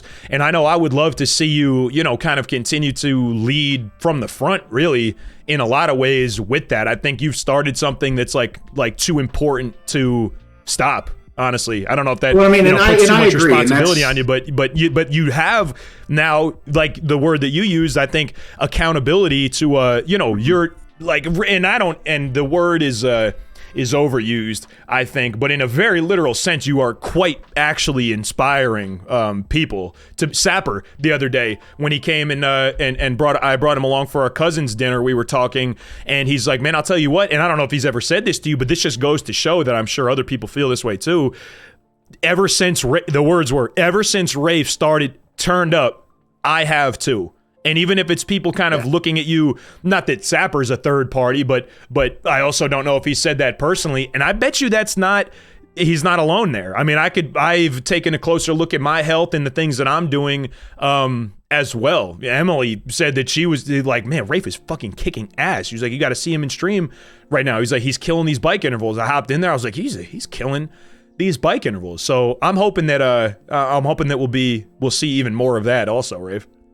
No, and we will, and that's been one of the really good things about it is that there have been people that have reached out and said you're inspiring me to get off the couch, even or even like Murphy D will be like, dude, you're super inspiring me, like I really want to work. He's like, I'm not going to do it, but I'm really getting inspired and want to get up and that still feels good. That feels good just the same way. Oh yeah, but again, it's something I have to balance because one, it's not something I'm used to. And two, as good as it is, it's still something that could spin off like real quick if you allow it to just be like, oh, I'm fucking great. Yeah, like I would turn into I'd turn into Fendler 2.0 in no time. And then my head, the whole matrix would be fucked. Be able to fit on the screen. Yeah, that'd be bad. The head would be large and in charge. So okay, a little delicacy, but you can still take credit where credit is due, right? We could still. Yeah. You can still. I mean, it's what's keeping me coming back. Is I'm glad, and I hope that I can make the results match the support. Yeah. Because that's the thing that's more irking me at the moment. Because we're only in the third week. Yeah. Like the third week isn't even over yet. Right. But, the scale doesn't want to move yet. Mm-hmm. But I know I feel better. I know I'm already getting into better shape. Mm-hmm. I know that, I was having a real issue with the shoulders in the beginning, and those are feeling stronger. Good. Things are getting tighter, all that kind of good stuff. I'm not having difficulties. I haven't had any difficulty walking. Excellent. Any of that stuff that can sometimes happen. I'm still struggling with the diet. Not that I'm eating too much, but that I've got to find the right balance. Because the big issue for me right now is carbohydrates. Is I feel like the carbohydrates I'm eating, I need to eat in order to fuel the workouts. Right. But I also know that I'm still retaining some water. Like it would be real easy for me to go on keto right now and lose the 5 pounds that I may be carrying that's extra water. Sure. Even though I've already lost a good amount of weight. Mm-hmm. That would show, hey, look, guys, I have results. Look at the scale. Totally. It's not just me talking. But I know it's old news to you, and I know you've heard it 1,000 different times before, but everything that you're talking about... Ultimately, it's not that important. Exactly. Walking better, dub. Body feels better, dub. Eventually, the weight could stay dead nuts the same, and inches will change. Like, your dimensions will change. Dub. You're taking a closer look at how your body is responding to, your different macros and whether you need a little more carbs, a little less carbs. So, I mean, I understand... Yeah, would it be cool at some point to, post the picture that's, the here it is at this weight and here it is 100 pounds less? Yeah, sure. Right. And I understand that. I get the appeal in producing a result that is empirical because you are already producing result, right? Whether in habit, in mindset, in how your body is functioning or how you're moving, your cardiovascular conditioning, whether or not you could move safely through these exercises, your body is objectively in a better spot now. But I get the appeal of the empirical part of it. But as you already know, just to be yet another person to remind you, that will come with all this other stuff that you're already doing. And, I know it, I know you can sympathize. It's easy to get distracted when it doesn't quite happen as quickly or maybe not quickly at the pace that you wanted, or even more so that when you feel like the level of effort involved is not yet matching the empirical, specifically, part of your results. So, in the for what it's worth category, man, persist, keep on. No, and I will. And that's, that's been the big part. That's been the big part of it, is that feeling like I'm putting in the effort and not yet seeing the result. That for me, I feel like, as I'm doing this, I think there's people that are getting excited as well as I am. And, there are people that have reached out and said, dude, you're killing it. It's awesome. Yeah, this go. Keep doing it. Keep doing this. It's going to take off. But for me, I have to have these results to legitimize what I'm doing. Yeah. Like there's the people in the know. Like I respect your opinion because you're a certified personal trainer and you're knowledgeable about these things. Sure. But you've been able to watch my stream and realize I'm not completely full of shit. No, this guy, he's working out the way he's supposed to. The form is correct. He's making the right decisions even when he's changing things up. Like that legitimacy, I need to translate it to a layperson. And that's going to happen with seeing results, being able to put on that title, lost 30 pounds this week. Right. That kind of thing. So that's when things are going to take off. Like it's balancing the need to build slowly, to make sure that I'm comfortable, that I'm, continuing with the workouts, that I'm not going back into bad old patterns. It's a holiday. It was a holiday weekend. People have asked me, "Oh, did you cheat? Did you do this?" No, because I can't. Can't do that anymore. Yeah. It doesn't matter if I want to or not. It doesn't matter how good a bottle of wine might make me feel in the interim. I'm going to feel like crap the next day. Right. And then it doesn't change, anything else later on. Right. For sure. But so there's that. And then it's also the need of, my dad unfortunately got laid off last week. And so we're going, okay, how are we going to make the bills this month? Are we going to be okay? Even as he's looking for, something else he can be doing, and going, it would be really good if I could like triple the amount of money I made in the first 2 or 3 weeks. Right. Because then he wouldn't have to worry about that. We would be able to be okay. Right. Until the point of time where that starts happening. But, it's finding that balance. And it's all those things that as an adult we deal with all the time. Sure. Whether it's, finding a work-life balance, finding a balance between Twitch, streaming as a hobby, and, paying more attention to the kids, all that kind of stuff. So it's not new, but I feel like the fact that I'm able to talk about it so openly, I think helps people want to, they're like, hey, this, I'm dealing with that too. People can connect that way. Yeah, and I think we certainly agree on that point also. Even it's not like, I think it overstates it for me to say something like, oh, talking about my bipolar depression on stream, is empowering somebody to do the same. And, there's ways you could be dramatic about it. But I think the point is that when, and it's another word that's fucking brutalized by today's society and today's culture, but I mean, it's also the best word for it, to normalize, right? Men and women talking about things like this and kind of verbalizing our own inner struggles and the things that we worry about and the things that, the ways that we think other people feel about is this, that, and the third. I think making that a normal occurrence to just run into out in the wild in a TEXASRAFE, fitness stream, or of, Fen just chatting, and, we just so happen to be doing a little mental health check-in. I think the more of it that we see, the better. So, I also further commend you on being one of these guys who will talk about things that aren't, these super basic surface level, how's the weather by you type of stuff. Like you being unafraid, in terms of, sharing a little bit more about yourself, is, I think that's huge. I think that's a boon. And I think people say it all the time, and not my words, but I co-opt it frequently. People don't buy what you do, they buy why you do it. And, you know, from what I can see, what I know of your character, I just think you're doing a whole lot of the right things. I mean, I hope so. I feel like I am. And I feel like it's good content.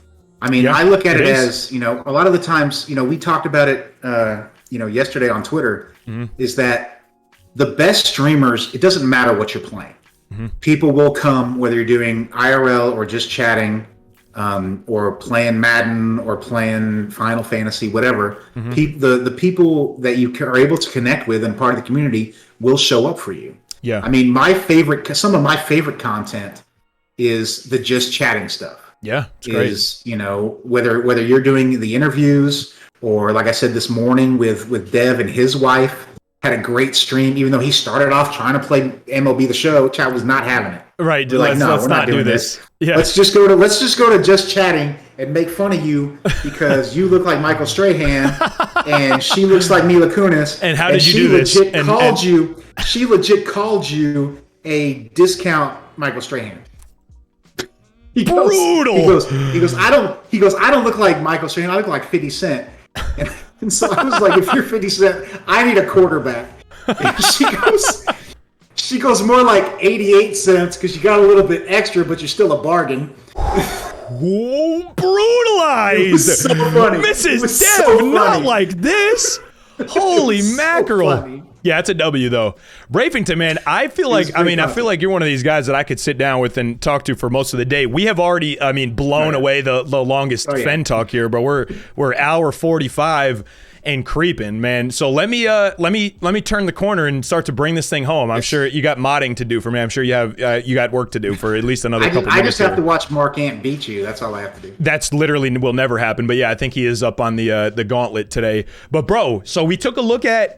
We went beyond the TEXASRAFE layers, right? We got to know a little bit about also Raphael from Texas, a young football athlete, also a mock trial star as a junior, played in a Division 5 school in Texas. Not very good, but was very placed in as a junior in the mock trials, which was dope. Went to Trinity College, majored in American politics with a minor in sports and fitness, vaguely, right? That was the first time at which you experienced kind of, and my timing was also very similar. That was around the first time that you kind of experienced the what depression could feel like, in your life, and the shock waves and ripple effects that it can have. Managed it well over the summer after your freshman year. You're like, I don't want to feel like this anymore. I don't want to look like this anymore. Doubled down, locked it in, went to the gym, got shredded up, hacked up down to 180 pounds. That was the first taste of being fit and successful, and since then have continued to fight the good fight. We learned a little bit about your family, 2 half brothers and 3 sisters. I thought that was dope. Learned today, I knew like a little bit about it, but I guess I didn't know the circumstances by which you were indeed so we'll give all credit to Jay, of course, but really a founding father to the OGN, and kind of how OGN accidentally stepped into no, you're not going to give it the disclaimer. Okay, I said we give credit to Jay. You were a founding father, right? How OGN kind of accidentally, by happenstance, turned into the Madden Live schedule as we know it now. And, fast forward through, some good conversations about networking and the ways to do as much as you can, but not do too much, and have an eye for balance, in life and in all the things that you do. Now here we are at your latest adventure with, a good eye on introspection, before you really got too serious about a partner, or just kind of like the next thing that you want to do in your life, kind of being inward looking and understanding that, you want to be a complete product before you take this onion that is Rafington, kind of out into the world to create the next step, and learned a little bit about what streaming means to you right now, and the fact that it's an opportunity to be great, and all the things that you're doing well, and the things that I told you straight up, I hope you continue to do, Rafe. So, man, I think we got through a lot, learned a lot. Is there anything, good sir, that you would like to leave the chat with as your sign-off note? Any energy to impart, a last little bit of wisdom or advice, or anything that we missed, bro? It was a pleasure to have you. Handsome as ever, very well spoken at that. I'm gonna be mean to you as fuck in the chat, just so we again, balance needs to have its day. But Rafington, man, is there anything that you would like to leave our chat with? I mean, I just want to say thank you. I mean, I appreciate you. I appreciate, everybody that's listened. I mean, I know we joke that, that I'm this, all of a sudden I'm this new wholesome Rafe that people can, you kind of like this guy better than that jerk that's going to show up in chat. A little bit, I'm dude. still the jerk that's going to show up in chat. I'm just, good. It's, but, it's just, this is who I am. I'm certainly not perfect. I deal with all kinds of issues. Mm-hmm. I joke that I'm a horrible freaking adult, and I am. But everything that I've struggled with has gotten me to this point. Yeah. And even if it's simply, the fortune cookie stuff I put on Twitter, there is some knowledge that can be imparted if you're listening well enough. Yeah. So I hope that we can all just be a little bit more positive and a little bit nicer to each other, to listen to each other, because ultimately what it comes down to, it's about respect and respecting the people around you and that you allow into your life. Yeah. Because if you're not willing to listen and respect them, I mean, are you really their friend? Like, what's the point? So that's ultimately, when I go off on somebody, or, when I post something on Twitter, that's really what it's about. And where you're coming from. Let's just, we don't have to be kumbaya cheerleaders. Mm-hmm. Let's just be respectful, and let's, realize that we're going to have differences, and everyone has their own unique path. You never know what somebody's going through. Sure. Yeah, man, we've had to, all the hell that you have to walk through, we can't be here where we are now without having walked exactly and only the path that we did. So, it's easy to look back and, think, man, I could have done this, that, and the third different. I could have practiced harder. I could have met this person. I could have made this business decision or this school decision or whatnot. But it's easier to forget that, yeah, you could have done X, Y, and Z differently, but the spot that you're in now and the people around you and all the things that are great could also be different, if we're allowed the chance to go back and change things up. So, man, Rafington, dude, I'm glad to have you, leading from the front and being in a position of such influence in a lot of these communities that I like to spend time in. I think you make chats better when they're there. I prefer the more onion layers I peel back, the more I wind up liking you. And we are certainly, as a community, I think very lucky to have stumbled across such a genuine internet guy, because internet can be pretty fucked up, Rafe, but you're one of the good ones, brother, and I am appreciative of nearly 2 hours plus after the pre-show, nearly 2 hours of your time, Rafington. You're a legend, bro. Hey, appreciate you, man. Really, really do. Hell yeah, Rafe. I've been Fend. This has been the Texas Rafe, man. Catch him in the early afternoon Eastern times in the health and fitness category. We're going to hop into Madden 22 and have our gap parties in the Rafe channel as well. One more gun show for the people. Maintain intensity. Be better than your opponent. And I will see you tomorrow for our next Fend Talk, which will be with the Trumpet Monkey. For now, Fend, Rafe, signing off. Love you guys, man. Peace.